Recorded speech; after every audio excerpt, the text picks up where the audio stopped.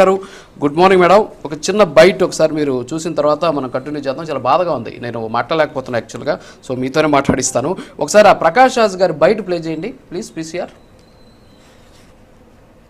ఇంకా ఎంత దిగజార్చాలండి రష్యా ఈ దేశంలో 4 రోజుల్లో 4 కేసుల్లో 4 సారి బెయిల్ తీసుకున్న 4 వేరే వేరే కోర్టులో 4 వేరే వేరే జడ్జిలు మీరు తెచ్చినది తప్పుడు కేసులు, ఆయన అరెస్ట్ చేయలేము అని చెప్పినా మళ్ళీ సిగ్గులేక అహంకారంతో పదవి ఉందని ఇంకోసారి అరెస్ట్ చేసి 5వ కేసు వేసి మళ్ళీ తీసుకెళ్తున్నారా?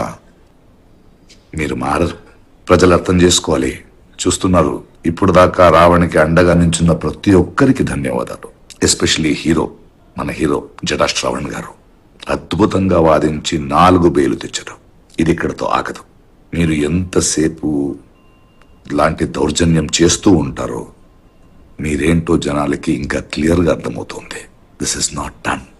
People will revolt, people will question and we will stand for freedom. Rayapatan గారు, రాయపటన్ గారు, ఇంకొక ఆడియో మీకు వినిపిస్తాను, ఒకసారి వినండి. ఇది ప్రకాష్ రాజ్ గారు మన రాష్ట్రానికి సంబంధించి, భారతదేశానికి సంబంధించిన దేశం కోసం బలివ్వాలనుకుంటున్నటువంటి, బలిదానం కావాలనుకుంటున్నటువంటి, దేశం కోసం పోరాటం చేయాలనుకుంటున్నటువంటి 2 హీరోలకి సాల్యూట్ చేస్తూ ఇచ్చినటువంటి వీడియో సందేశం ఇది. మీకు ఒక ఆడియో వినిపిస్తాం మళ్ళీ ప్రకాష్ రాజ్, అది కూడా వినండి మీరు ప్లీజ్. ప్రకాష్ రాజ్ రావణ్ మధ్య ఆడియో లీక్